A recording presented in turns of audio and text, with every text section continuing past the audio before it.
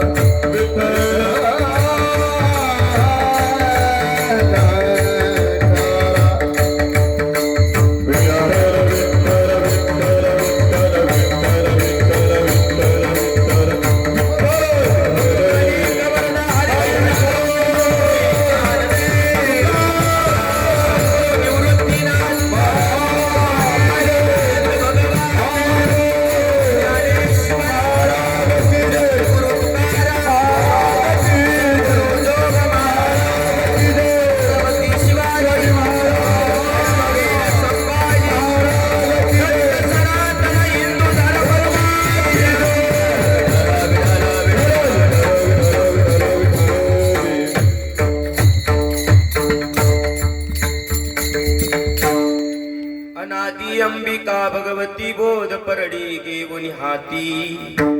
होत ज्ञानाचा पाजळती.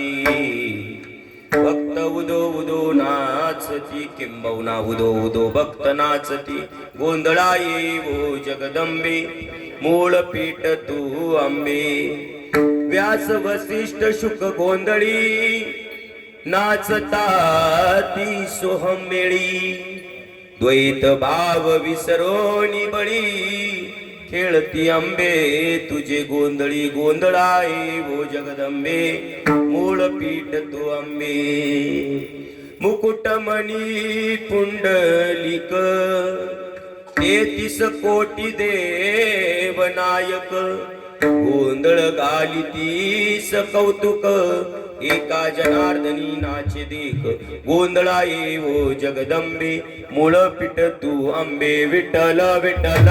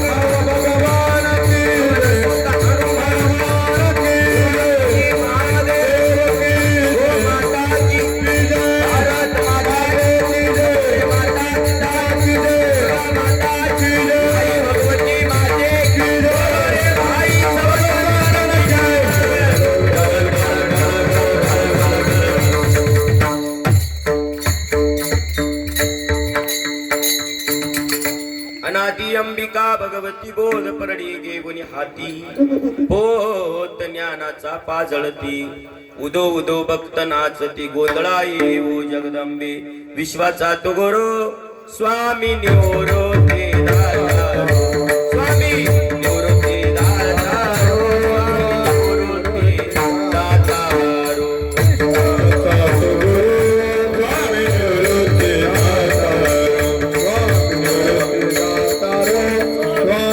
चलो त्र्यंबकेश्वर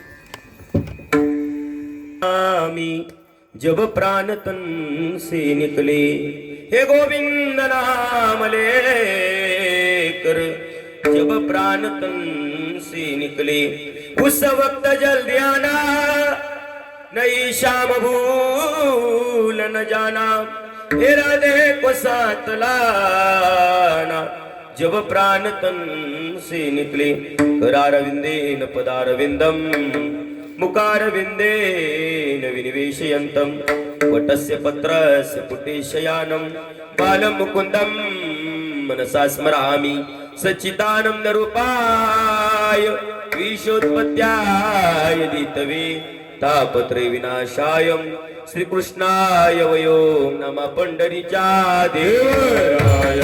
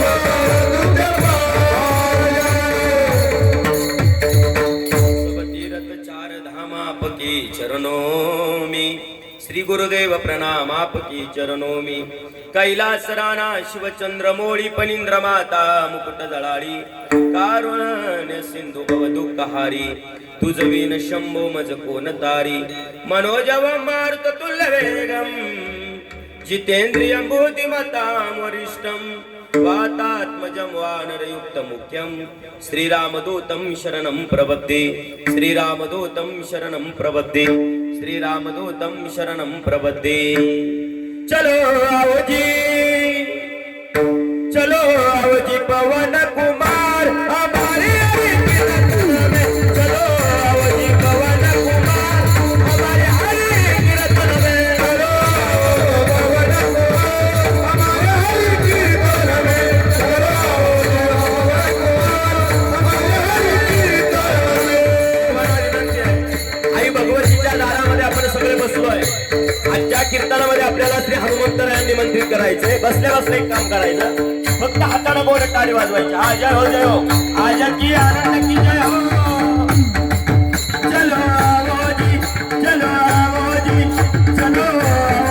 पवन कुमार हमारे हरे कीर्तन में चलो आओ जी पवन कुमार हमारे हरे कीर्तन में पवन कुमार हमारे कीर्तन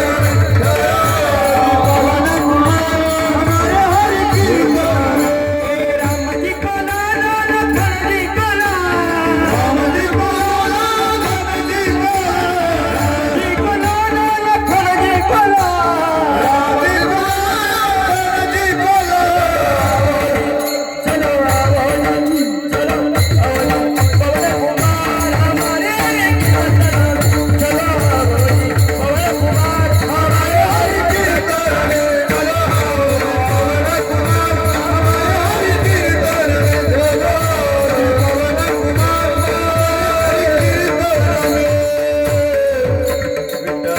विठ्ठल विठ्ठल अनादी अंबिका भगवती बोध परडी घेऊन हाती पोत ज्ञानाचा पाजळती उदो उदो भक्त नाचती गोंधळा येव जगदंबे. प्रस्तुत आजच्या या आवाज येतोय पाठीमाग कीर्तन रूपी सेवेच्या निमित्तानं निवडलेला अभंग पांडुरंग परमात्म्याचे लढीवाळ भक्त भक्त शिरोमणी संत शिरोमणी पंढरपूर निवासी. खऱ्या अर्थानं खरं मूळ गाव त्यांचं पंढरपूर. नंतर पैठण क्षेत्रावरती ज्यांचा वास झाला ते श्री संत भानुदास महाराज. आणि याच भानुदास महाराजांच्या कुळामध्ये साक्षात विष्णूचा अवतार म्हणून अवताराला आलेले संत पैठण क्षेत्रवासी शांती ब्रह्मश्री संत एकनाथ महाराज. विठ्ठल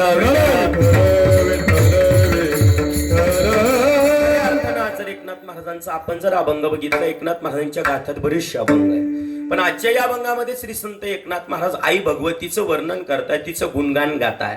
का तर महाराज म्हणतात जसं आपल्या जीवनामध्ये आपला स्वतःचा केलेला देव जसा महत्वाचा आहे तसे आपल्या घरामध्ये असणारी आपली कुलदैवता कुलदेवी महत्वाची आहे. आणि आज त्या कुलदेवीची स्तुती म्हणून आजचा अभंग विठ्ठल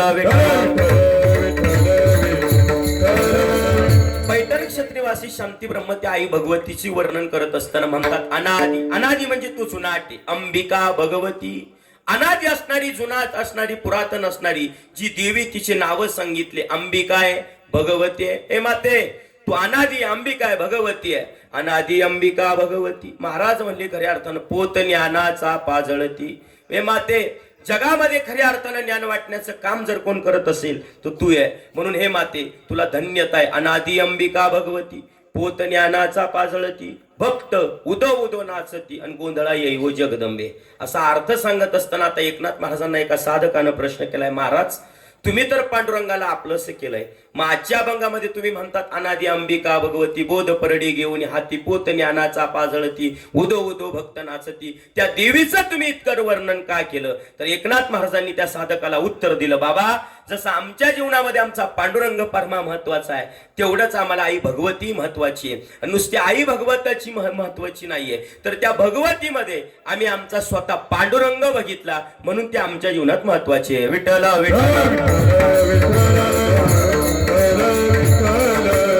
पांढरी दोनचा बारीक स्वर लावून ठेवा आणि थोडासा इको राहू द्या बोलण्यामध्ये थोडासा, म्हणजे घशाला ताण पडत नाही. ऐका.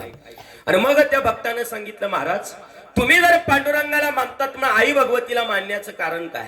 एकनाथ महाराज म्हणले, अरे बाबा ती अनाजी जरी अंबिका असली भगवती असली खऱ्या अर्थानं ती या ठिकाणी पोत ज्ञानाचा पाळते बोधाची परडी घेऊन घरोघरी फिरते म्हणून आम्ही तिचा गोंधळ घातला. का तर ती मूळ पीठ आहे म्हणून मूळ पीठ तू आंबे. महाराज म्हणतात तो गोंधळ घालत असताना कोण कोण होतो? व्यास वसिष्ठ शुक गोंधळी नाचता ती सोहम मिळे. व्यास वसिष्ठ होते शुक होते सगळे गोंधळी असताना सगळे सोहम म्हणजे ए भगवती आई आम्ही तुझे म्हणून सगळे नाचले. मग महाराज तुमच्या व्यास वसिष्ठांनी तो गोंधळ घातला. महाराज म्हणले एवढंच नाही, त्या गोंधळाच्या मुकुटमणी कोण होतं? तर मुकुटमणी पुंडलिक 33 कोटी देवनायक गोंधळ घाली तीस कौतुक एका जनार्दनी नाचे देक. त्या गोंधळाच्या मुकुटमणी आमचे पुंडलिक राय होते आणि तो गोंधळ सगळ्या संतांनी चंद्रभागेच्या वाळवंटात घातला. मग नाद बाबा आमचा प्रश्न तुम्हाला असा आहे, जो गोंधळ चंद्रभागेच्या वाळवंटात घातला तो तुम्ही तुमच्या घरी केला का? विठ्ठल विठ्ठल. एकनाथ महाराजांनी त्या साधकाला प्रश्नाचं उत्तर दिलं, बाबा अरे खऱ्या अर्थानं आम्ही जरी पांडुरंगाचे भक्त असलो पण आम्ही त्या पांडुरंगामध्ये आमची आई भगवती पाहिली आणि आई भगवती पाहत असताना आम्ही त्या आई भगवतीचा गोंधळ घातला. कुठे? स्वर्ग मृत्यू पाताळ याचा मंडप घातला. स्वर्ग मृत्यू पाताळ याचा मंडप घातला.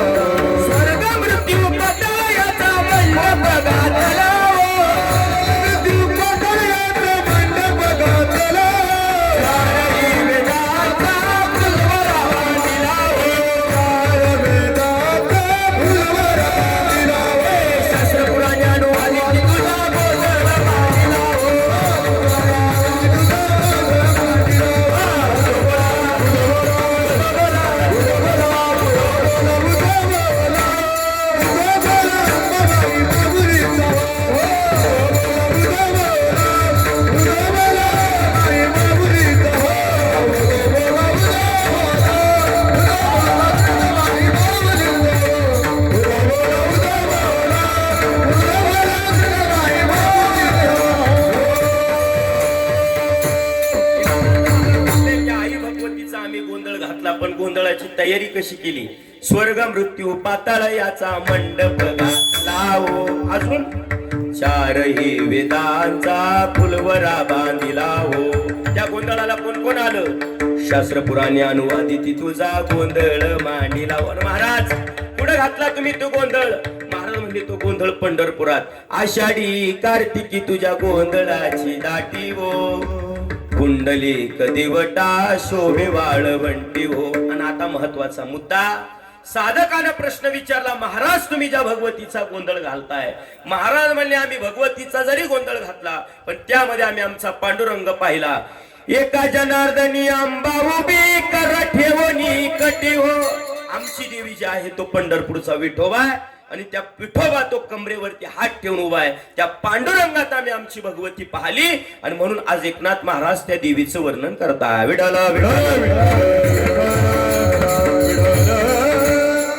म्हणून खऱ्या अर्थानं हा प्रासंगिक कार्यक्रम आहे, नैमित्तिक कार्यक्रम आहे. असे कार्यक्रम खऱ्या अर्थानं कमी होत असतात. म्हणून आजचं हे कीर्तन कशाच्या निमित्तानं आहे, किम निमित्तानं आपण सर्व एकत्रित जमलेलो. सर्वांना ज्ञाते ठाऊके माहिती, परंतु सांगणं हे वक्त्याचं आद्य कर्तव्य असते. या न्यायाने या नात्याने प्रभू रामचंद्रांच्या पदस्पर्शानं पुनीत पावन झालेला हा आपला नाशिक जिल्हा, किंबहुना ज्या श्रीमान निवृत्तीनाथांचा, ज्ञानोबरायाचा, आदिशक्ती मुक्ताबाईचा, सोपन देवाचा पायाचा स्पर्श ज्या पवित्र मातीला झाला ती पवित्र नाशिकच्या रामायणातली ही दंडकारण्याची भूमी. आणि या पवित्र नाशिक जिल्ह्यामध्ये पवित्र असणारा नाशिक तालुका, नाशिक तालुक्यामध्ये असणारं श्री क्षेत्र पिंपळगाव खांब, या पिंपळगाव खांब येथे असणाऱ्या जाधववाडी वस्तीवरती गेल्या 16 वर्षापासून चालत असलेला आई भगवती दुर्गा मातेच्या वर्धापन दिनाच्या निमित्तानं हा एक दिवसीय कीर्तन महोत्सव. आणि यंदा बोलबोल करता या सोहळ्याला, या कार्यक्रमाला खऱ्या अर्थानं 16 वर्ष पूर्ण होत आहे. आणि 16व्या वर्षाची कीर्तन रूपी सेवा माझ्या वाट्याला आलेली आहे. विठ्ठल विठ्ठल. खऱ्या अर्थानं या जाधववाडीतील सर्व तरुण मित्रमंडळ असेल, या तरुण मित्रमंडळाने विचार केला की जी आई भगवती आपल्या जाधववाडीमध्ये आलेली आहे, जी दुर्गा माता खऱ्या अर्थानं इथं आलेली आहे, याच दुर्गा मातेनं अनेक राक्षसांचा खऱ्या अर्थानं संहार केला, अनेक राक्षसांना मारलं आणि बळ दिलं. खऱ्या अर्थानं प्रयत्नांना या ठिकाणी बळ दिलं. अशी असणारी दुर्गाई आईसाहेब, म्हणून या माऊलीचा, या मंदिराचा वर्धापन दिन या ठिकाणी पार पडला पाहिजेत म्हणून 16 वर्षापासून या पंचक्रोशीतले सगळे तरुण एकत्र येतात आणि हा खऱ्या अर्थानं एक दिवसीय खऱ्या अर्थानं कीर्तन महोत्सव आयोजित करत असतात. म्हणून आज आपल्याला या ठिकाणी कीर्तन ऐकायचे, पण आता बरोबर आज वाजले 8, कीर्तनाची वेळ आहे 7 ते 9. मी मोजून तुमच्याशी फक्त 9 वाजेपर्यंत बोलणार आहे. विठ्ठल विठ्ठल.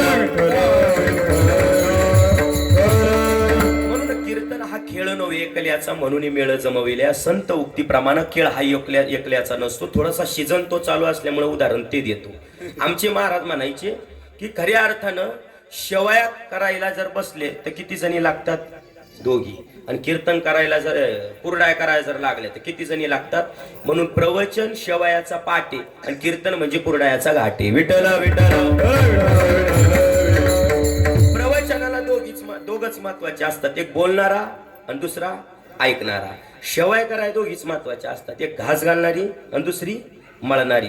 तसं की कुरडायला कराय, आता सीझन चालू आहे ना तुमचा, हा, म्हणून कुरडाय बन हा यंदा पण बाकीकडे चालू आहे ना. अहो गावच्या बाया इतक्या हुशार, गावात बन म्हणून पाहुण्यांक जाऊन करून आणले. ऐका ना, म्हणून कुरडायाचा घाटका. जसं कुरडायला करायला घास घालणारी महत्वाची, दाबणारी महत्वाची, वाळत घालणारी महत्वाची, चहा करणारी महत्वाची, बरोबर ना. याचं त्याचं चावळणारी म्हणजे हा, जशा सगळ्या महत्वाच्या आहे तसं कीर्तन हा खेळ नव्हे एकल्याचा.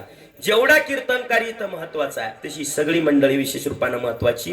म्हणून आज गोड गाण्याची साथ देण्यासाठी महाराष्ट्रात गान क्षेत्रात ज्यांचं गोड नाव आहे ते स्वर अलंकार हरिभक्तप्राण आदरणीय आमचे भास्कर महाराज कानव महाराज उपस्थित आहेत. त्यांच्याकरता जोरदार टाळी वाजवा.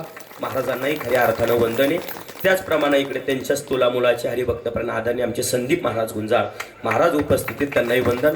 त्याचप्रमाणे आज गोड गाण्याच्या साथीसाठी हरिभक्तप्राण आमचे सुदाम दादा उपस्थित आहेत, त्यांनाही वंदन. सगळं गावचं भजनी मंडळ आहे, त्यांना सगळ्यांना वंदन.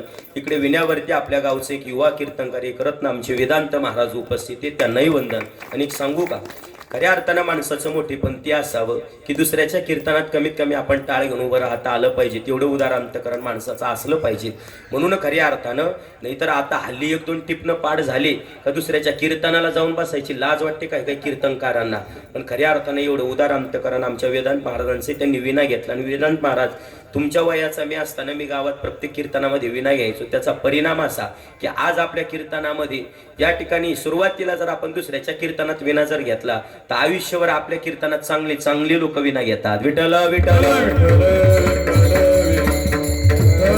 विशिष्ट रूपाने मृदुंगावरती ज्यांचा गोड हाते आमचे जिवलक मित्र हरिभक्तपण आदरणीय मयूर महाराज पांडे महाराज या ठिकाणी उपस्थिती. फार गोड वाजवणं खऱ्या अर्थानं आहे.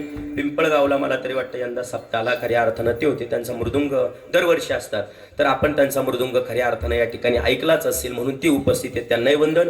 त्याचप्रमाणे या ठिकाणी गोड ज्यांची साऊंड सिस्टीम आहे ते यश माऊली साऊंड, खऱ्या अर्थानं आमचे सुदामबा दादा व त्यांचे सहकारी, या सगळ्यांना धन्यवाद देऊन ज्यांनी हा कार्यक्रम आयोजित केला त्या सगळ्यांना धन्यवाद. आणि अभंगाकडे वाटचाल. विठ्ठल सेवेकरता ज्या एकनाथ महाराजांचा अभंग घेतलाय ते उच्च वर्णीय ब्राह्मण कुळामध्ये जन्माला आलेले संत. आपण जर बघितलं वारकरी संप्रदायामध्ये जेवढे जातीकुळा संत झाले तेवढ्या पुण्या संप्रदायात नाही आहे. म्हणून लक्ष देऊन ऐका. आज वारकरी संप्रदाय जगविख्यात संप्रदाय झाला याचं कारणच एवढं आहे. या वारकरी संप्रदायामध्ये एवढे संत जगाच्या पाठीवरती ज्या संप्रदायात झाले तेवढे पुण्या संप्रदायात नाही. म्हणून घटना एक दिवस अशी घडली की पंढरपूरच्या पांडुरंगाच्या मंदिरात भगवान श्री नामदेवरायाचं कीर्तन सुरू झालं. आणि त्या कीर्तनामध्ये टाळ घेऊन ज्ञानोबराय उभे, निवृत्तीनाथ उभे, सोपानदेव उभे, आईसाहेब मुक्ताई उभे आहे. कीर्तन संपलं आणि कीर्तन संपल्यानंतर ज्ञानोबराय आदी सगळे संत मंदिराच्या बाहेर आले. आणि मंदिराच्या बाहेर एक प्रसंग असा बघायला मिळाला की मंदिरामध्ये कीर्तनाकरता सगळे संत होते, पण 3 संत मंदिराच्या बाहेर बसलेले होते. पहिल्या संतांचं नावे हीन याती कुळामध्ये जन्माला आलेली संत चोखोबराय, दुसऱ्या संत वेशेच्या पोटी जन्माला आलेली संत कान्होपात्रा, आणि तिसरे संत मुस्लिम धर्मामध्ये जन्माला आलेले संत कबीर. विठ्ठल विठ्ठल. या तिन्ही संतांना ज्ञानोबरायांनी दरवाजावरती बघितलं आणि तिन्ही संतांना सांगितलं का हो इतकं गोड कीर्तन पांडुरंगाच्या रावळात नामदेवरायाचं चालू आहे, मग तुम्ही तिघांनी कीर्तना करता आत आलं पाहिजे, तुम्ही बाहेर का बसले? ज्ञानोबरायांना त्या तिन्ही संतांनी उत्तर दिलं, ज्ञानोबराय तुमच्या म्हणण्याप्रमाणे आम्ही खऱ्या अर्थानं कीर्तना करता यायला पाहिजे, पांडुरंगाचं दर्शन घ्यायला पाहिजे, आम्ही यावं वाटतं कीर्तना करता, पण ज्ञानोबराय आम्हाला पांडुरंगाच्या रावळात यावं वाटतं, मंदिरात यावं वाटतं, दर्शन घ्यावं वाटतं, टाळ वाजवावं वाटतं, अभंग म्हणावं वाटतं, हरिपाठ म्हणावं वाटतं, पावल्या खेळाव्या वाटतात, आईसाहेब रुक्मिणीचं दर्शन घ्यावं वाटतं, देवाला अभिषेक करावा वाटतो ज्ञानोबराय, पण मंदिरामध्ये जाण्याकरता आम्हाला एक गोष्ट आडवी येते ती म्हणजे आमची जात. विठ्ठल विठ्ठल.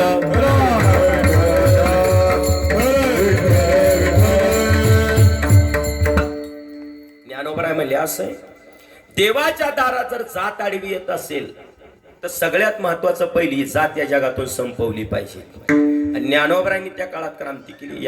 या प्रभागाचे माजी नगरसेवक आदरणीय आमचे जगदीश भाऊ पवार ते या ठिकाणी उपस्थित, त्यांनाही वंदन. विठ्ठल विठ्ठल. ज्ञानोबरांनी 750 वर्षापूर्वी विचार केला जर देवाच्या मंदिरामध्ये जात आडवी येत असेल तर देवाचं देव पण काय कामाचं. म्हणून एक काम करायचं, काळजी करू नका तिन्ही संतांनो, उद्याच्या कीर्तनामध्ये तुम्ही तिन्ही संत टाळ घेऊन उभं राहिली ही जबाबदारी माझी, शब्द दिला आणि ज्ञानोबराय परतीला निघून गेलाय. प्रसंग असा घडला, घटना दुसऱ्या दिवशीची, थोडस शांतता राखा बरं का, कीर्तन 9 वाजेपर्यंत थोडस शांत बसा. आणि प्रसंग असा घडला, दुसऱ्या दिवशी नामदेवरायाचं कीर्तन पांडुरंगाच्या रावळात चालू होणार. तितक्यात ज्ञानोबराय पळत पळत आले, नामदेवरायाचा हात धरला, म्हणजे थांबा नामदेवराय. म्हणजे काय, आजचं कीर्तन आपल्याला पांडुरंगाच्या रावळात नाही करायचं, म्हणजे मग आजचं कीर्तन आपल्याला चंद्रभागेच्या वाळवंटात करायचंय. नामदेवरायांनी सांगितलं ज्ञानोबराय कीर्तन इकडं देव तिकडं, कीर्तन इकडं देव तिकडं, मंदिर इकडं ते कीर्तन तिकडं, काय देवाशिवाय आणि मंदिराशिवाय कुठं कीर्तनाला शोभा होय.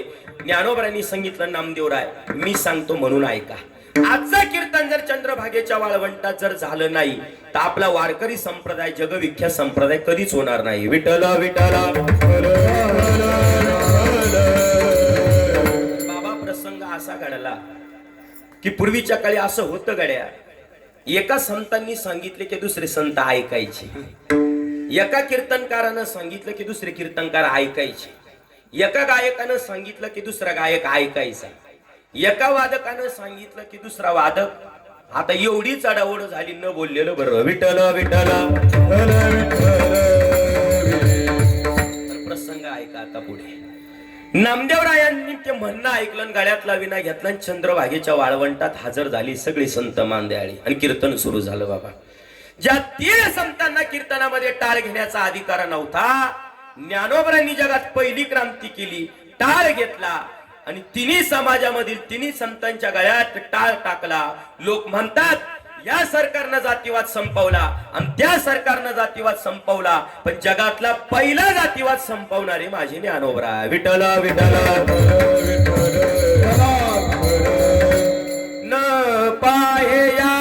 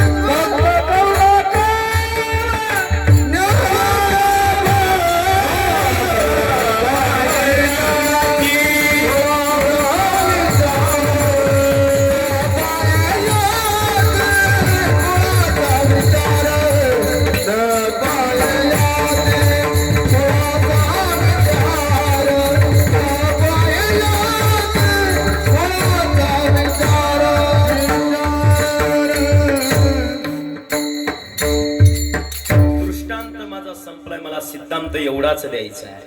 वारकरी संप्रदायामध्ये प्रत्येक जाती कुळामध्ये संत झाले आणि त्याच जाती कुळात पैठण क्षेत्रावरती उच्चवर्णीय ब्राह्मण कुळामध्ये जन्माला आलेले पैठण क्षेत्रवासी शांती ब्रह्मश्री संत एकनाथ महाराजांचा सेवेकरता अभंग. विठ्ठल विठ्ठल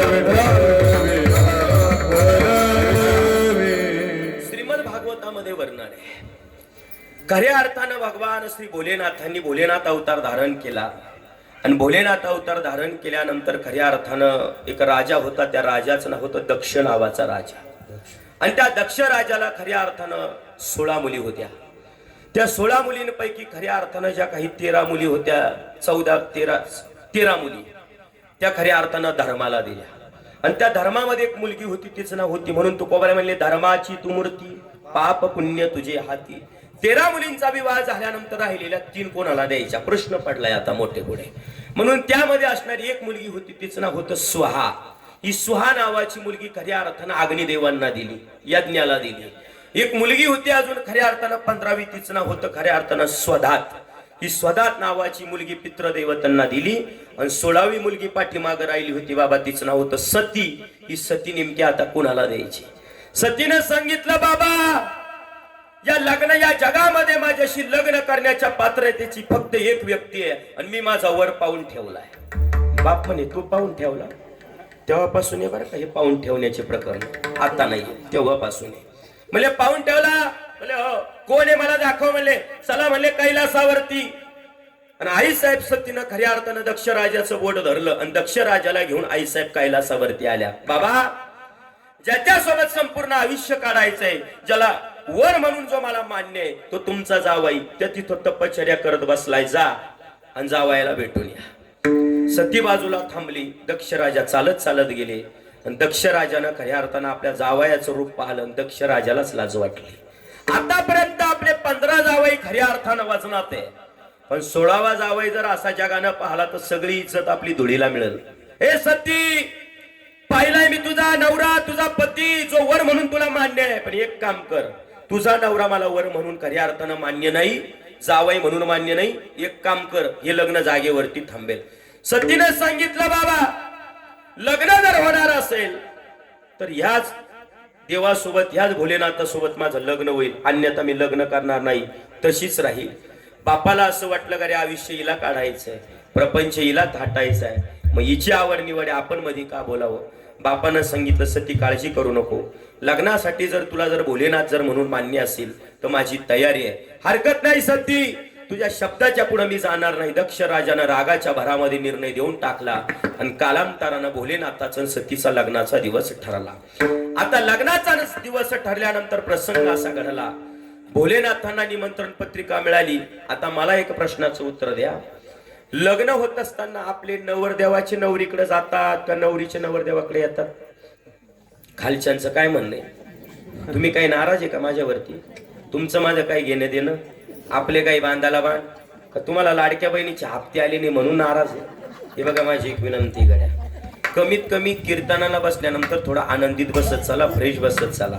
का फ्रेश बसायचं आई? याचं कारण आहे, गेलेला पैसा पुन्हा मिळेल, गेलेला मित्र पुन्हा मिळेल, गेलेली पत्नी पुन्हा मिळेल, गेलेली जमीन पुन्हा मिळेल, गेलेलं घरदार पुन्हा मिळेल. पण संत म्हणलं एकदा जर हे गेलं नर देह दुर्लभ जाणारे, तुम्ही वसले वसले म्हणा.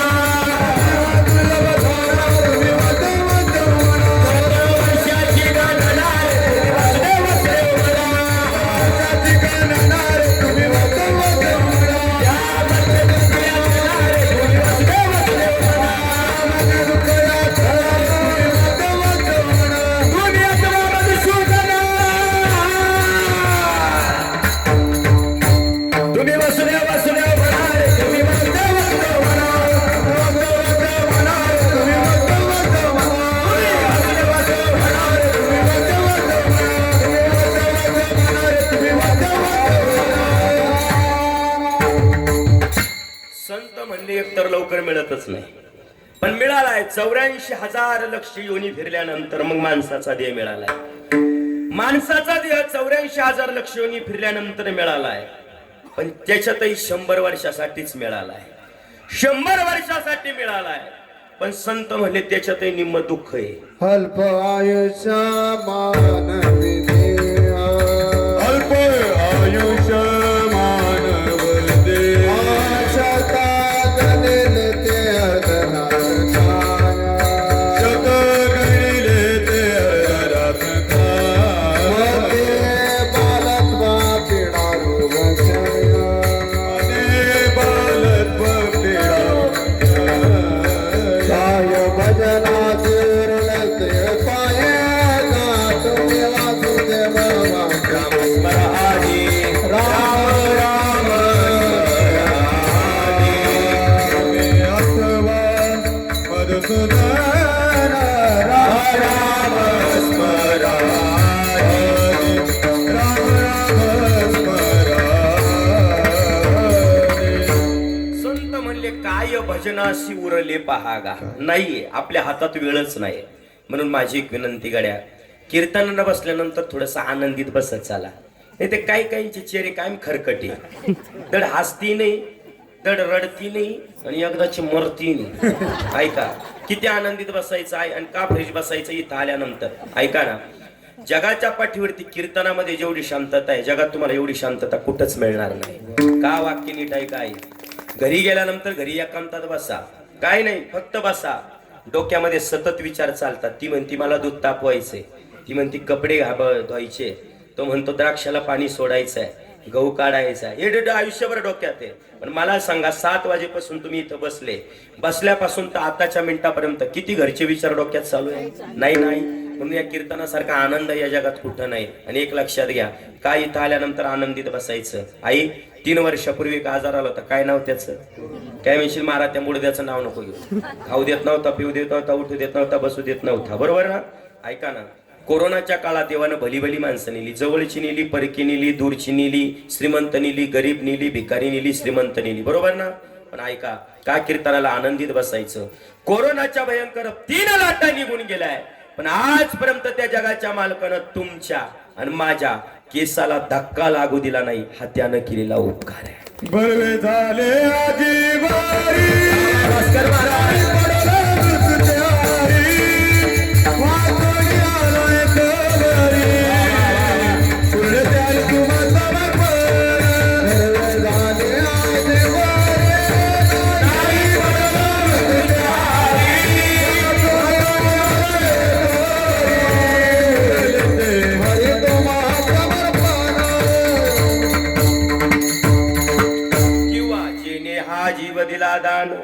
तयाचे करीनाची म्हणजे या देवानं इतका सुंदर नर दिलाय ना, त्याचं कीर्तन ऐकत असताना थोडस आनंदित आहे का? तुम्ही जागे ना सगळे? बरं, सगळ्यात महत्वाचा एक प्रश्न असा आहे, माझी भाषा तुम्हाला कळते का कीर्तनाची? नाही, कीर्तन आणि प्रवचन दोन्ही मध्ये बरंच साम्य. या गावात मोकार प्रवचन केले पण कीर्तनाची काही संधी नव्हती अजून, पण आज मिळाली सुयोग दादाच्या रूपानं. ऐका ना, मला सांगा माझी भाषा तुम्हाला कळते का? आई तसं मी काय पाकिस्तानवरून नाही आलो, उगं नाणेगाववरून आलोय. पण काय होतं, किलोमीटर वरती गेलं का भाषा, रूढी, परंपरा, अभाव सगळ्या गोष्टीचा बदल आहे. काय झालं, आता मागे सावता महाराज पुण्यतिथीच्या निमित्तानं आपल्या नाशिकमध्ये देवळा तालुका आणि देवळ्या तालुक्यामध्ये बाबा मेशी नावाचं गाव आहे. त्या गावाला माझं सावता महाराज पुण्यतिथीचं खऱ्या अर्थानं जागराचं कीर्तन होतं, एकादशीचं. 9 ते 11 कीर्तनाची वेळ होती. 8 वाजले म्हणले महाराज इथून गाव 5-6 किलोमीटर दूर आहे, आपल्याला इथून फराळ करून मग कीर्तनाला निघायचंय, मध्ये रस्ता खराब आहे. मला हरकत नाही. 8:15 वाजता फराळाला आम्ही बसलो. 8:15 वाजता फराळाला बसल्यानंतर खऱ्या अर्थानं सगळं फराळ वाढलं. म्हणले महाराज बसा. आणि फराळाला बसल्यानंतर प्रसंग घटना अशी घडली का मध्ये फराळ होत आलं आणि त्या घरातली माता माऊली हातात एक पातीलं घेऊन यायची. पातीलं माहिती तुम्हाला? बघूलं, हा, ती घेऊन यायची. तिथून दारातून म्हणायची, महाराज बट्ट वाढू का? बट्ट महाराज बट्ट वाढ. मला वाटलं जसं आपल्याकडे उपवासाला बरडे बाबा, जसं श्रीखंड, रबडी, चक्का, दही, दूध, ताक, लस्सी, तसा काही प्रकार बट्ट असेल. हवा का फराळ झालं बाईनं बट्ट वाढलं नाही. डोक्यात ती खटखट का वाढलं नसेल. विठोबा रखमायला तिचा मालक हार घालायला आला, म्हणलं हारलंय गोड आणलं पण बाईनं बट्ट वाढलं नाही.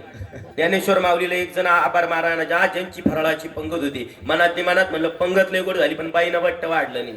मला एक काम करायचं, जाता जाता हिला प्रश्न यायचा, बट्ट का वाढलं नाही? कीर्तन झालं, गाडीपर्यंत परिवार सोडवायला म्हणलं, आई मी तुमच्या लेखासारखा आहे, तुम्ही माझ्या आईसारख्या आहे, मला एका प्रश्नाचं उत्तर द्या. म्हणलं काय महाराज? अख्खं फराळ होईपर्यंत तुम्ही म्हणत होते महाराज बट्ट वाढू का, बट्ट बट्ट वाढू का, बट्ट बट्ट वाढू का, बट्ट. अख्खं फराळ झालं पण तुम्ही बट्ट वाढला नाही, काय कारण? ती म्हणली महाराज बोलतो की काय 2-4 वाट्या प्याला ना. अहो आपलं शेंगदाण्याचं झिरक म्हणजे त्यांचं बट्ट. ही भाषा आहे आपली मराठी आई. आणि एक लक्षात घ्या, आपली मराठी भाषा वळवली तशी वळते.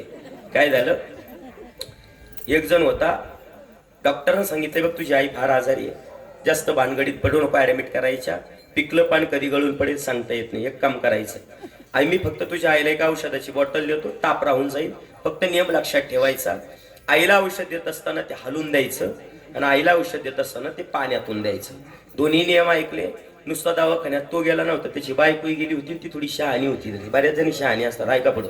हा, आणि तिने सांगितलं मालक चला औषधाची बाटली घेतली, आता म्हातारीला दवाखान्यात आणायची गरज नाही. घरी गेली, म्हातारीला जेव खाऊ घातलं. मालक डॉक्टरना सांगितलं होतं दुपारची वेळ आहे, म्हातारीला औषध द्यायचंय, पण नियम क्रमांक 1 पाण्यात द्यायचंय. दोघांनी म्हातारी उचलली आणि घराच्या बाहेर एक आळ होता, पाण्यात द्यायचंय ना, त्या आळात म्हातारी टाकली. मालक नुसतं पाण्यात नाही द्यायचं, हलवून द्यायचंय. पाणी म्हाताऱ्याला पाण्यात टाकलं आणि एवढी हलवली आणि मग औषध दिलं. म्हातारी मेली पण गुण आला नाही. विडाला विडाला मराठी भाषा आहे आपली. म्हणून मी म्हणलं मी काय बोलतोय कळतंय ना. बरं ऐका, आता मी काल परवा सोलापूरला पंढरपूरच्या जवळ चिंचोली परवाच कीर्तनाला होतो. आम्ही काल सकाळी 7ला आलो. कीर्तनाला गेल्यानंतर त्यांच्याकडे असे, कीर्तनाला गेल्यानंतर बाबाचं कीर्तन झालं का तिकडचे लोक लाईनीत दर्शनाला येतात आणि प्रत्येक जण हातात 500-500ची नोट देतो. तुमच्याकडे काय घेऊ नका, पण कीर्तन नीट ऐका. विठला विठला आपण इथून बाजूला गेलो होतो. देवा ओ बाबा, नवरा म्हणून तोच मान्य आहे, हरकत नाही. लग्नाचा दिवस ठरला आणि म्हणली एक काम करा, आता लग्नाची वरामध्ये नवरदेव आपल्याकडे येणारे दक्ष राजानं सांगितलं जावयाच्या स्वागताकरता नगरी सज्ज करा. नगरी सज्ज झाली आणि आपल्याकडं लग्नाच्या आदल्या दिवशी नवरदेव निघतो आहे, बरोबर ना? मला सांगा नवरदेव माणूस केव्हा होतो? जेव्हा लग्नाच्या हळदीच्या दिवशी नवरदेव गावात मिरवायला निघतो त्यावेळेस पहिला नियम असा आहे, गळ्यामध्ये एक गोष्ट धारण करावी लागते. त्याला आपल्याकडे काय म्हणतात? गेठा. गेठा गळ्यात घातला की त्या मिनिटाला माणूस नवरदेव होतो. याच्यावर तुमचं काय म्हणणं आहे? ऐका. मग प्रसंग असा घडला, एक जण कलावर आला, भोलेनाथ लग्न करता आपल्याला निघायचंय, हळदी करता निघायचंय, एक काम करा म्हणले. म्हणले काय? एक काम करा, काम असं आहे की गळ्यामध्ये तुम्हाला पहिला गेठा धारण करावा लागेल, तेव्हा तुम्हाला नवरदेव होता येईल. भगवान भोलेनाथांनी सांगितलं जमणार नाही. म्हणजे गळ्यात गेठा नाही धारण करणार. म्हणजे मग गळ्यामध्ये ऍक्च्युली मी पहिलाच गेठा धारण केला. म्हणजे कोणता? म्हणजे वासुकी नावाचा सर्प. कलवरे म्हणे हा अवघडच नवरदेव काय हरकत नाही, चला केलाय धारण. नवरदेव निघाला, वऱ्हाड येऊन पोचलं. संध्याकाळी हळदीची वेळ, आणि हळदीची वेळ असताना भगवान श्री भोलेनाथाला हळद लावण्यासाठी दक्ष राजाच्या नगरीत असणाऱ्या जेवढ्या काही राजकन्या होत्या तेवढ्या पुढे आल्या. सौभाग्यवती स्त्रिया पुढे आल्या आणि सांगितलं चला भोलेनाथाला पहिली हळद लावा.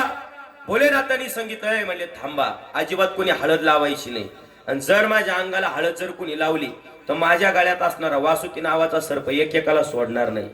पण त्या सुवासिनींनी सांगितलं देवा अहो जरी तुम्ही देव असले पण जोपर्यंत अंगाला हळद लागत नाही तोपर्यंत नवरदेव होता येत नाही, तोपर्यंत लग्नाला मान्यता नाही.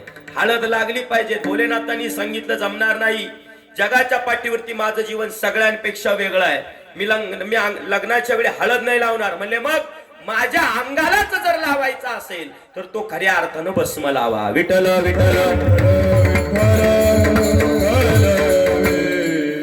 कलवरे म्हणे अरे भस्म आणायचा कुठून, पण नेमका कोणता भस्म? आता भस्माचेही बरेच प्रकार आहे.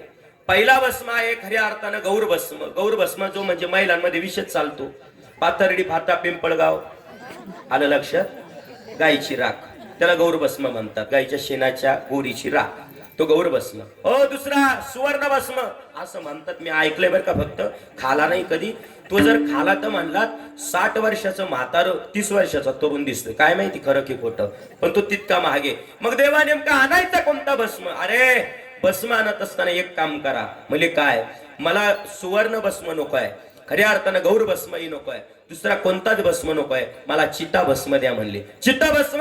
एक जण म्हणे जा रे त्या शेजारच्या स्मशानभूमी एक जण मेलेला आहे त्याचा सगळा भस्म उगा कोणाचाही भस्म नका देऊ. म्हणजे मग एखादा जर हरिभक्त परायण जर गेलेला असेल, याच्या गळ्यात तुळशीची माळ आहे, जो वारकरी आहे असा जर एखादा पंचक्रोशीत गेला असेल तर त्याच्याच शरीराची राख मी माझ्या अंगाला लावेल, अन्यथा लावणार नाही. सगळे कलवरे म्हणे आपला नवरदेव थोडासा अँटिकच आहे. मग एक काम करायचं, जा रे. सगळे कलवरे फिरले. एका गावात एक माळकरी नेमकंच गेलो होतं, त्याचा भस्म आणला, सगळा भोलेनाथाला लावला. आणि दुसऱ्या दिवशी घडलेला प्रसंग ऐका. प्रसंग असा घडला, दुसऱ्या दिवशी लग्नाची वरात निघाली. आई आपल्याकडे नवरदेव निघाल्यानंतर नवरदेव कशावरती बसतो? हा अरे तुम्हाला तर लवकर माहिती. घोड्यावर. त्यांनी सांगितलं घोड्यावर. नाही पाहिलं असेल ना कोणाच्या तरी लग्नात त्यांनी. ऐका आता, घोड्यावर. हे म्हणले मी घोड्यावर नाही बसणार, माझं वाहन तयार आहे. म्हणले काय? नंदी. जगातला पहिला नवरदेव नंदीवरती बसला. भगवान भोलेनाथ नंदीवरती बसले. चला म्हणले पटापट लग्नाची वेळ होत आली.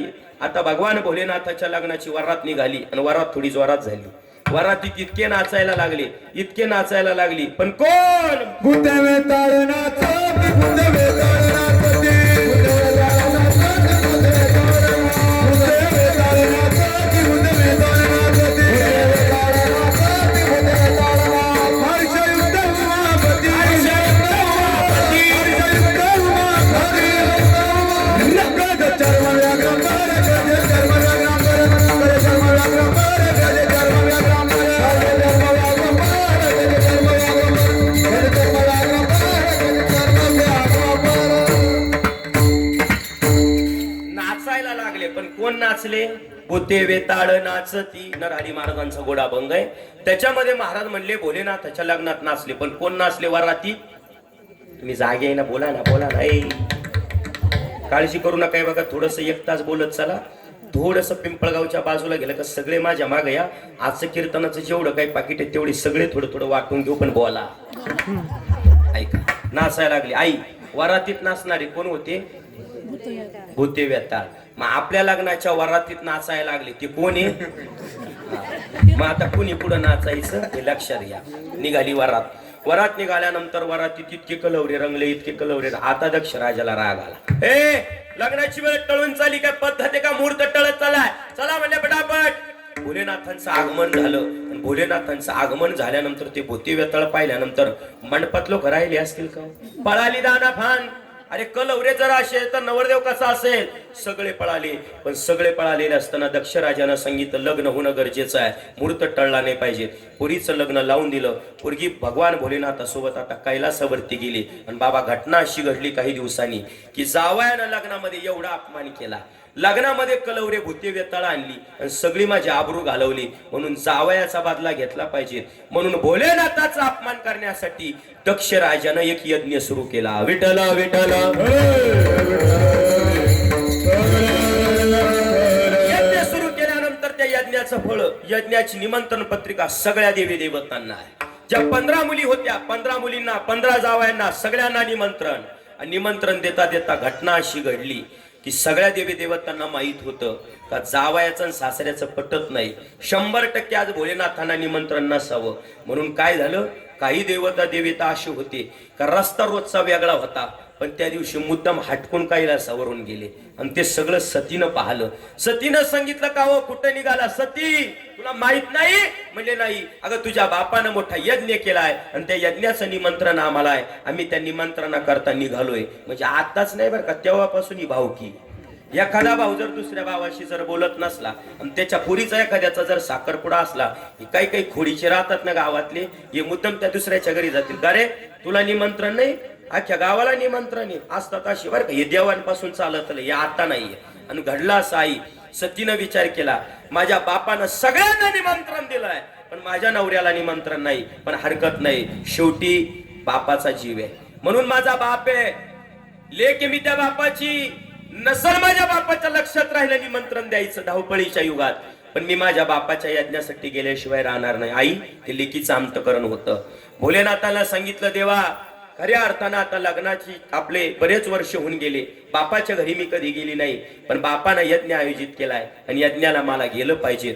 भोलेनाथांनी सांगितलं, सती अगं यज्ञासाठी चालली, तुझ्या बापाच्या घरी यज्ञ आहे, पण एक लक्षात घे, माणसानं निमंत्रणाशिवाय कुठं जावं आणि कुठं जाऊ नये याला विदुर नीतीचा सिद्धांत आहे. इथं बसलेले 2च वाक्य ऐका. मित्र किती जवळचा असो, वाक्य नीट ऐका बरं का, मित्र किती जवळचा असो, नातेवाईक किती जवळचा असो, जर सुखाच्या काळात निमंत्रण जर नसेल तर माणसानं तिथं जाऊ नये. आणि मित्र किती दूरचा असो, नातेवाईक किती दूरचा असो, दुःखाच्या काळात निमंत्रणाची वाट पाहू नये. विठ्ठल विठ्ठल. जाऊ नको त्या यज्ञामध्ये. तू जर यज्ञात गेली तर होत्याच नव्हतं होईल. भोलेनाथांना अंदाज लागलाय. भोलेनाथाला सतीनं सांगितलंय, प्रभू काही जरी झालं तर त्या निमंत्रणात जरी नसलं तर मी त्या यज्ञामध्ये आता जाणार. आणि निघाली सती. सती जात असताना भगवान श्री भोलेनाथांनी त्यांचं वाहन नंदी बाबाला सांगितलं, म्हणजे नंदी बाबा एक काम करा, सती सोबत तुम्ही जा. आणि सती सोबत जाता जाता जर यज्ञामध्ये जर काही चुकीचं घडलं त्या मिनिटाला मला मेसेज करा, मी तिथं हजर आहे. भगवान भोलेनाथांनी नंदीला पाठवलं. आई साहेब सती दक्ष राजाच्या यज्ञात गेल्या. सगळ्या यज्ञ मंडपामध्ये चक्कर मारला. चक्कर मारत असताना सगळ्या देवी देवतांची आसने, 15 लेकींची आसने, 15 जावयांची आसने, पण आपल्या नवऱ्याचं आसन नाही, आपलं आसन नाही. म्हणून बापाजवळ गेले, सांगितलं, बाबा काय केलं माझ्या नवऱ्यानं? मी असं की 15 बहिणींचे आसन आहे, 15 जावयांचे आसन आहे, पण आमचं आसन तुम्ही या यज्ञामध्ये टाकलं नाही. सती क्रोधित झाली आणि क्रोधित झाल्यानंतर त्याच सतीनं चालू असलेल्या यज्ञामध्ये उडी मारली. विठ्ठल विठ्ठल.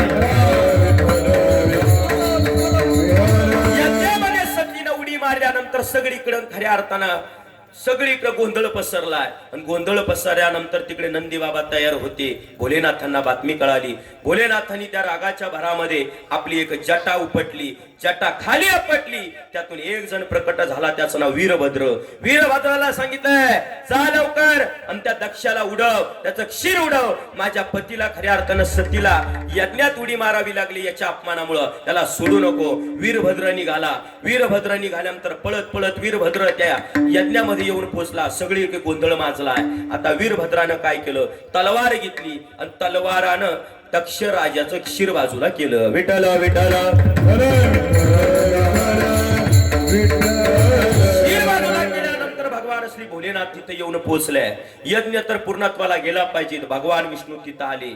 आणि ऐका, फक्त एका व्यक्तीच्या अहंकारामुळं तिथं देवादेवांचं युद्ध झालं.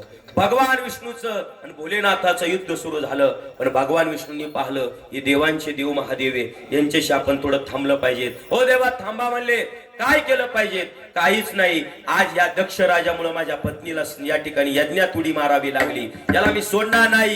एक काम करा, क्षीर कापलं, यज्ञ अपुरा राहील. भोलेनाथ म्हणले हरकत नाही, यज्ञ पुरा करायचा आहे. एक काम करा, याला मी पुन्हा जिवंत करतो. मग काय केलं? एक मेंढूक, एक शेळी, एक बोकड सगळे त्या जंगलात होते. त्यापैकी कोणाचं क्षीर लावायचं? एका बोकडाचं क्षीर कापलं, ते आणून लावलं. आता इथंही प्रश्न असा आहे की बोकडाचं क्षीर का लावलं? मनुष्यपणामध्ये त्याला अहंकार झाला होता म्हणून त्याला माणसातून पशुत नेलं. विठ्ठल विठ्ठल. ही चर्चा चालू असताना माझ्या सतीचं काय झालं असेल म्हणून भोलेनाथ चिंता करताय. आणि भोलेनाथांनी काय केलं? त्या सतीला त्या यज्ञातून बाहेर काढलं, खांद्यावरती तिला टाकलं. आणि खांद्यावरती टाकत असताना त्या सतीच्या शरीराची 51 ठिकाणी 51 तुकडे पडले. आणि त्याच ठिकाणी अवघ्या जगभरात 51 शक्तीपीठ तयार झाली. विठ्ठल विठ्ठल.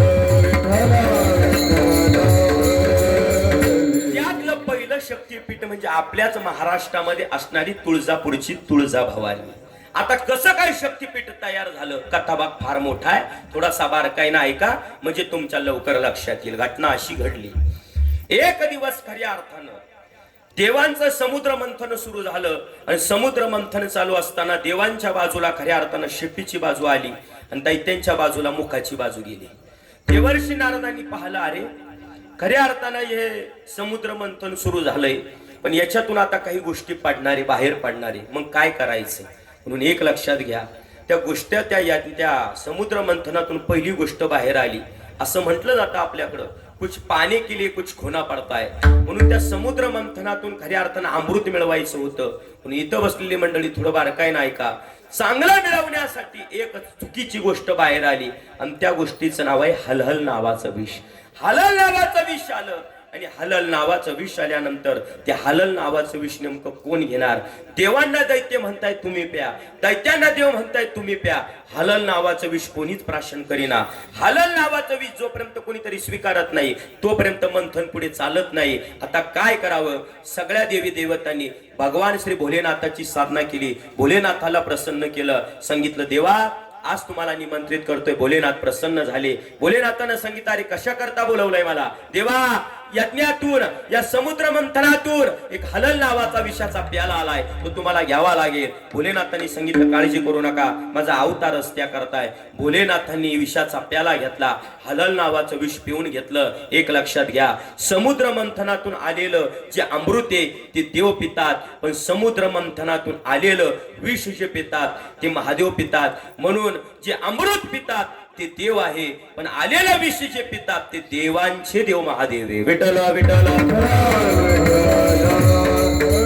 समुद्र मंथनातून आलेलं हलल नावाचं विष प्राशन केलं आणि ते विष भगवान श्री भोलेनाथाच्या कंठाजवळ गेलं. कंठ निळा झाला म्हणून भोलेनाथाला नाव पडलं निळकंठेश्वर भगवान. हलल नावाचं विष पेले, शरीराचा दाह सुटलाय, अंगाची खऱ्या अर्थानं आग चालू झालीय. आता काय करावं? म्हणून सगळ्या देवी देवतांनी शीतल असणारा जो चंद्र आहे तो चंद्र जटेत धारण केला. कारण तो शीतल आहे, तो थंड आहे, तरी शरीराचा दाह काही थांबेना. शीतल असणारी, पवित्र असणारी, थंड असणारी गंगा, ती गंगा जटेत धारण केली तरी दाह थांबत नाही. आता काय करावं गड्या? श्री भगवान भोलेनाथ एकांतात जाऊन बसले आणि एकांतात एवढं नामस्मरण करू लागले का शीतल असणारी खऱ्या अर्थानं गंगा, शीतल असणारा चंद्र तो डोक्यावरती धारण केल्यानंतर शरीराचा दाह थांबला नाही, तो एका देवाच्या स्मरणानं थांबला. त्यावेळेस तो शरीराचा दाह थांबल्यानंतर आई पार्वती तिथं आल्या आणि पार्वतीनं प्रश्न केला, देवा शीतल असणारा खऱ्या अर्थानं चंद्र डोक्यावरती ठेवला, पवित्र गंगा जटेत धारण केली तरी दाह थांबला नाही, तुम्ही एकांतात जाऊन असं काय नामस्मरण केलं की त्या नामस्मरणानं तुमच्या शरीराचा दाह थांबला? त्यावेळेस भगवान भोलेनाथांनी सांगितलं, अगं बाई, मी ज्या नामाचं स्मरण केलं ते नाम या जगात खऱ्या अर्थानं फार मोठं आहे. मग कोणतं नाम? भजन करे महादेवा देवा, भजन करे महादेवा देवा, भजन करे महादेव देव, भजन करे महादेव. आराम पोचे सदा जीव,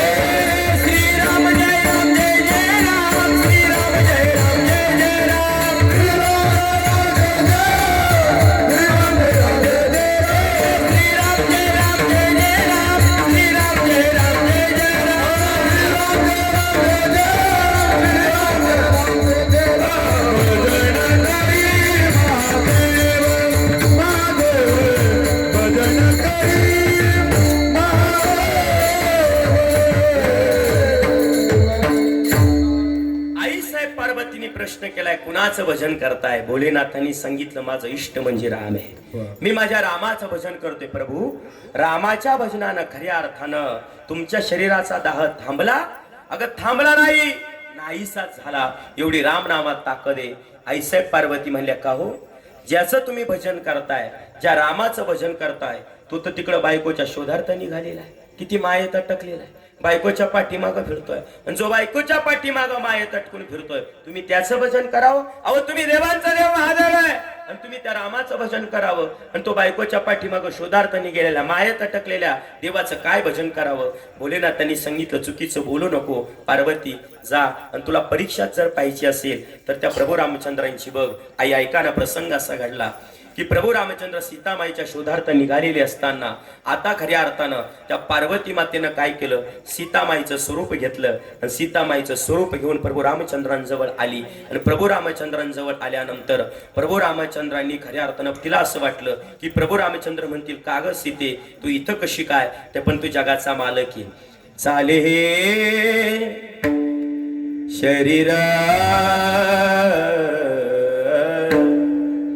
कोणाची असते, साले शरीरा कोणाची असते.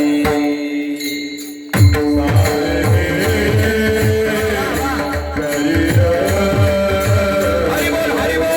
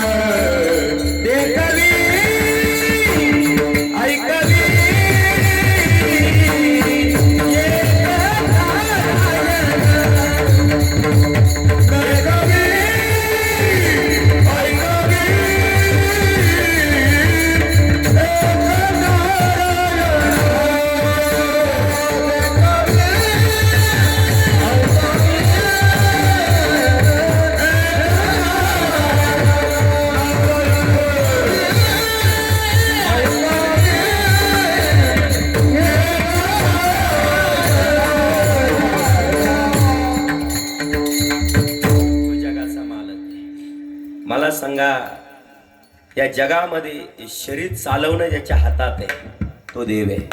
तुझिया सातेण वेदासी बोलणे, तुझिया सातेण वेदासी बोलणे, सूर्याची चालणे, तुझिया बोल, सूर्याची चालणे, तुझिया बोले, ऐसा तोच ब्रह्मांडाचा धनी, ऐसा तोच ब्रह्मांडाचा धनी. महाराज म्हणले, तुझ्या सत्तेने वेदाशी बोलणे, वेदाला बोलवणारा तोच आहे. सूर्याशी चालणे तुझ्या बळे, सूर्याचं चालणं त्याच्या हातात आहे. अजून एक पुढचं वाक्य बोलू. आता हे सोडा, वृक्षाची या पाणी हाली ज्याची सत्तान चाले, शरीरन तुझ्या सत्तेने, द्या सोडून. एक वाक्य बोलतो मराठीत. आई, त्यानं जर ठरवलं तर तो एका रात्रीत श्रीमंताला भिकारी करू शकतो, आणि त्यानं जर ठरवलं तर तो एका रात्री भिकाऱ्याला श्रीमंत करू शकतो. अजून पुढचं वाक्य बोलू. लय मनाव नका घेऊ, फक्त ऐकायचं नाही तर सोडून द्यायचं. त्यानं जर ठरवलं तर तो चहावाल्याला पंतप्रधान करू शकतो, आणि त्यानं जर ठरवलं तर तो रिक्षावाल्यालाही मुख्यमंत्री करू शकतो. विठ्ठल विठ्ठल, त्याचा नाद नाही करायचा, सगळ्यांचा नाद करायचा, त्याचा नाही करायचा. सीतामाईचं रूप घेऊन तिथं पार्वती आई साहेब गेल्या. प्रभू, आले मी आज तुमच्या करता परत. रावणानं मला पळवून नेलं होतं, मी आले. जगाच्या मालकानं प्रभू रामचंद्रांनी ओळखलं, ही सीतामाई नाही. कुणीतरी आपली परीक्षा घेण्यासाठी आलंय म्हणून मागचा पुढचा विचार नाही केला. प्रभू म्हणले का ग तू का आई? तिचं नाव पडलं तुळजाई. विठ्ठल विठ्ठल.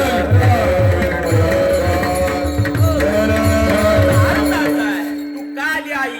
माझी परीक्षा घेण्याकरता आली का? तू का आई म्हणून तुकाई आणि त्याच्यावरूनच पडलं तुळजाई. विठ्ठल विठ्ठल.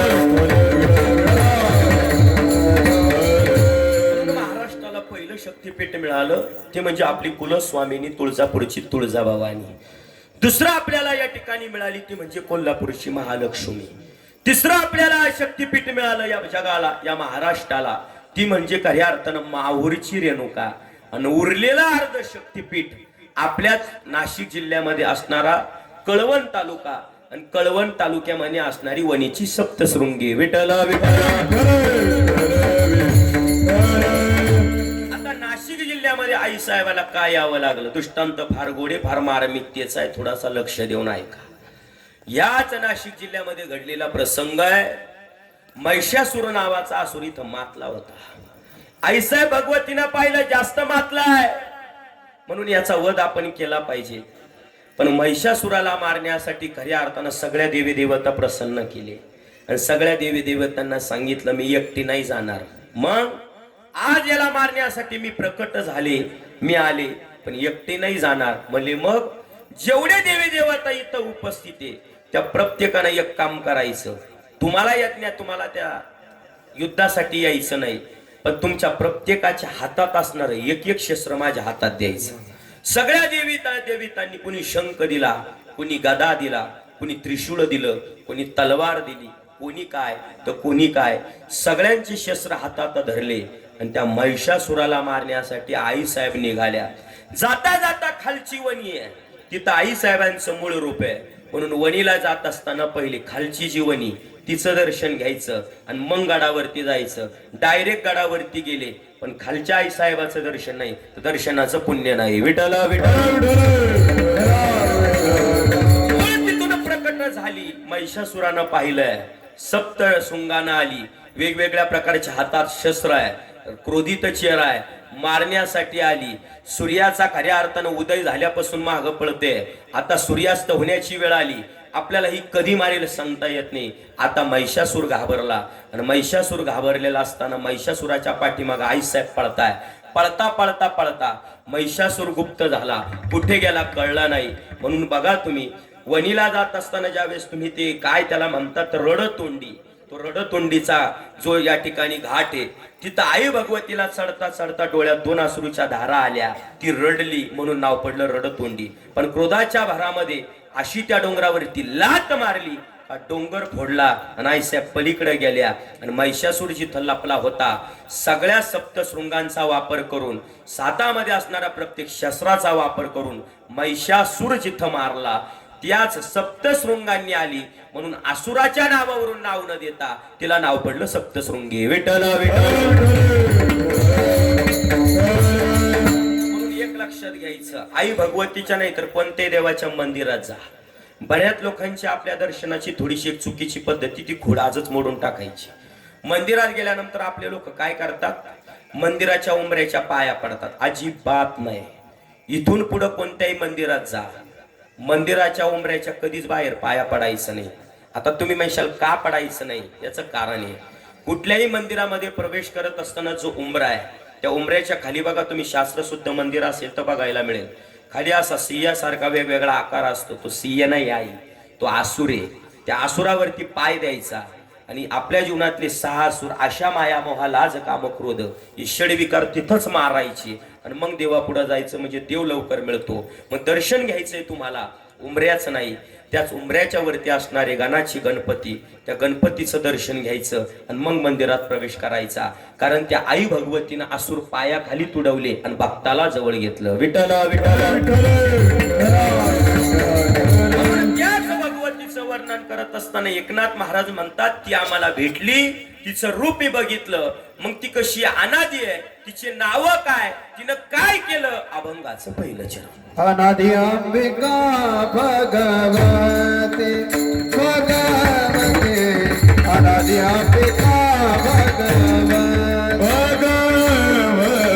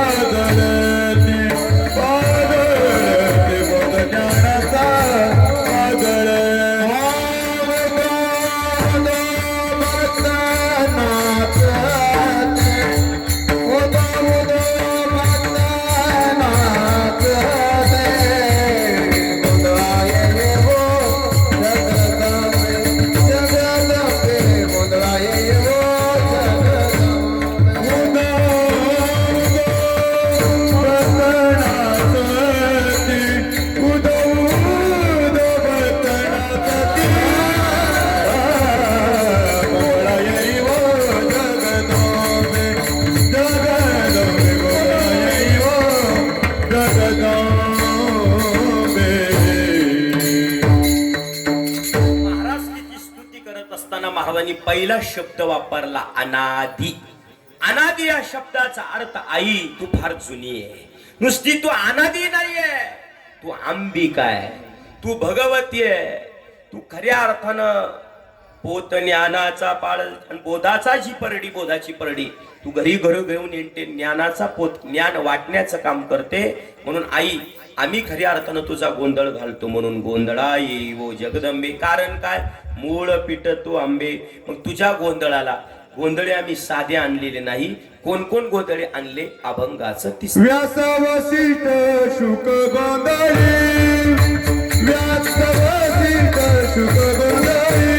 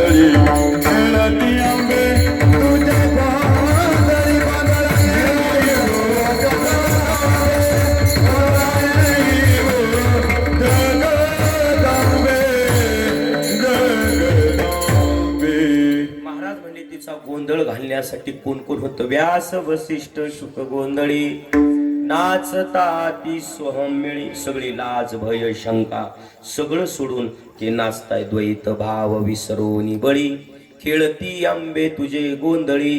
गोंधळा येई वो जगदंबे, मूळ पीठ तू आंबे. विठोबा रखुमाई,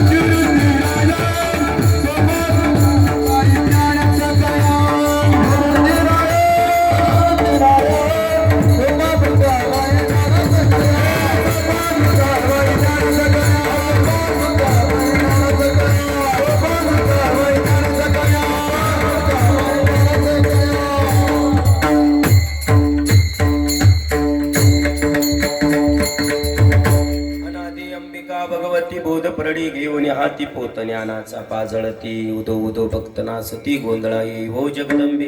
झालेली सेवा समर्पित करत असताना हा आलेला सेवेचा योग आदरणीय आपल्या गावात परमार्थामध्ये ज्यांचं मोलाचं योगदान आहे आमचे सुयोग दादा बोराडे यांच्या माध्यमातून हा सेवेचा योग आला. त्यांनाही वंदन करतो. या कार्यक्रमाकरता विशेष रूपानं उपस्थित असलेले या गावचे सर्व पंचक्रोशीतले सगळेच ग्रामस्थ त्यांना विशेष रूपानं खऱ्या अर्थानं या ठिकाणी धन्यवाद आहे. त्यामध्ये प्रामुख्यानं उपस्थित असणारे आदरणीय आमचे चंद्रबाबा बोराडे असतील, आमचे राजाराम महाराज. खरं तर मी राजाराम महाराजांची थोडी माफी मागतो संपूर्ण बोराडे परिवाराची. खऱ्या अर्थानं 2 दिवसापूर्वी आदरणीय त्यांच्या वडिलांचा सहस्रचंद्र दर्शन सोहळा होता.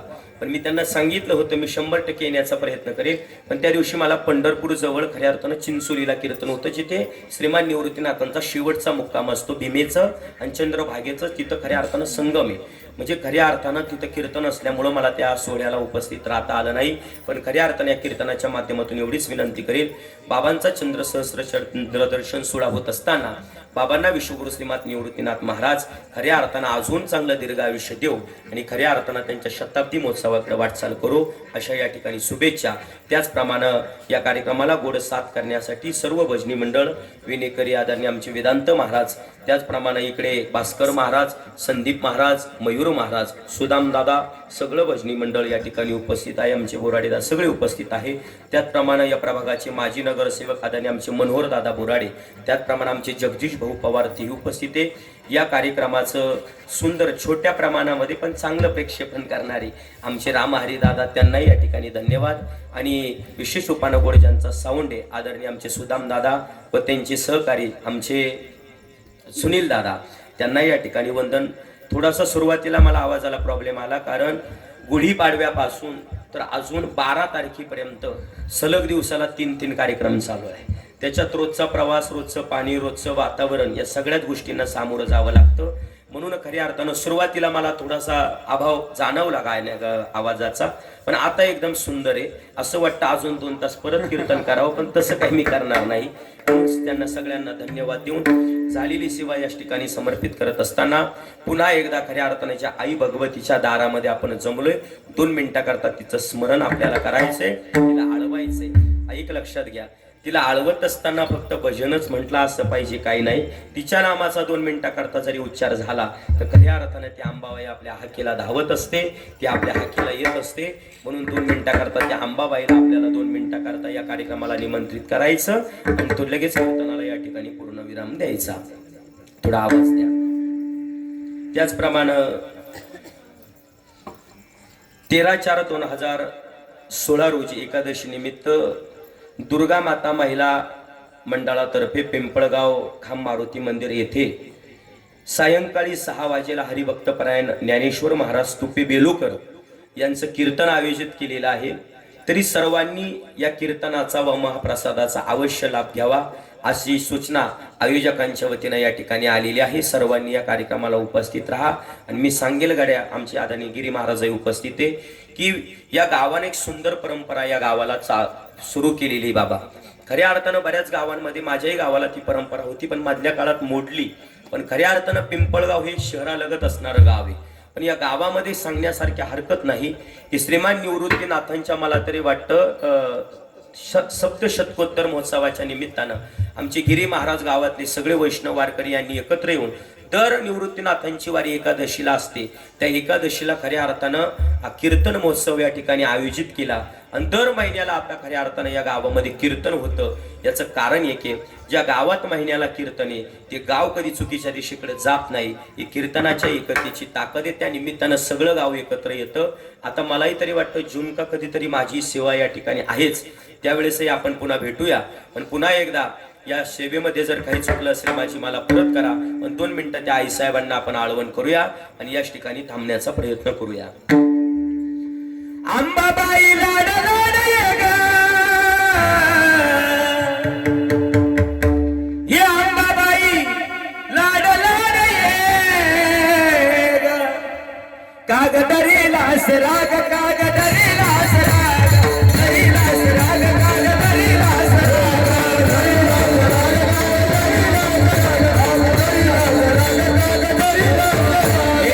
अंबाबाई लाड लाड ये ग,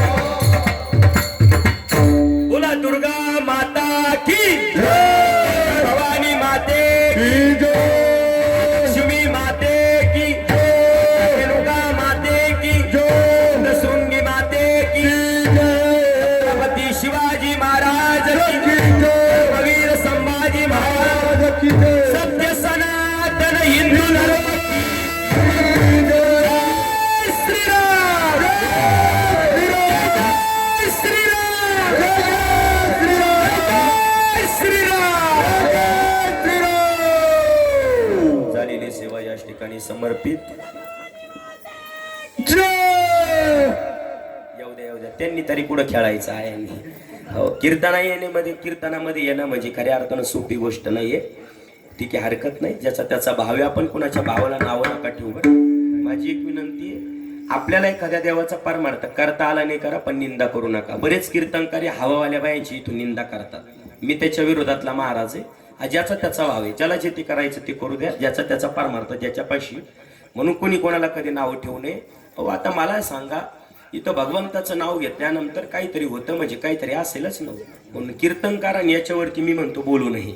मला सांगा, परधर्मामध्ये येतात त्या गोष्टी होतात, पण ते लोक कधी निंदा करत नाही. आपले लोक आपल्या धर्माची निंदा करतात, याच्यामुळे आपला धर्म माग राहिलाय. म्हणून जे असेल ते मान्य करायला शिका. आणि ज्या गोष्टीवरती आपल्याला अभ्यास नाही ना, त्याच्यावरती माणसानं जास्त बोलू नये. म्हणून झालेली सेवा या ठिकाणी समर्पित. पुन्हा एकदा दुर्गा माता तरुण मित्रमंडळ, त्या मित्रमंडळाला सगळ्यांना धन्यवाद. खऱ्या अर्थानं या संपूर्ण आलेल्या भाविकांना आता यानंतर महाप्रसाद होणार आहे. येथे एक शीतदिदली अन्न होय कोटी कुळाचे उद्धरण, कोटी याग केले आयसी महिमान तीर्थाची झालेली सेवा या ठिकाणी समर्पित. पुन्हा एकदा बोलण्याच्या ओघात काही अपशब्द गेला असेल तो माझी मला परत करा. अनवाणीला पूर्ण विराम. काही राहिलं ना? नाही ना? कीर्तन झाले शेवटला बोलतात. त्याचप्रमाणे खऱ्या अर्थानं 13 एप्रिलला ज्ञानेश्वर माऊली तुपेंचं कीर्तन होणार आहे. आणि पुढच्या 13 मेला हिंदुत्वाची बुलंद तोप असणारे आपल्या नाशिक जिल्ह्याचे सुपुत्र जरी ते राहायला आळंदीत असले, पण ज्यांनी सध्या हिंदू धर्म महाराष्ट्रामध्ये ट्रेंडला आणला, धर्म लोकांपासून दुर्लक्षित राहिला होता.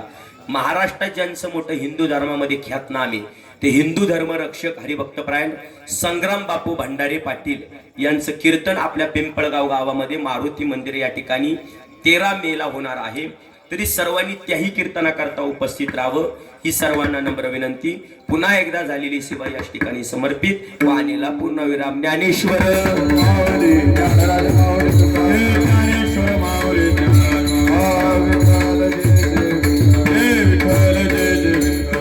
एक महत्वाचे धन्यवाद माझ्याकडून राहून गेले. कांचनताई जगतापांचं कीर्तन होतं आणि त्या कीर्तना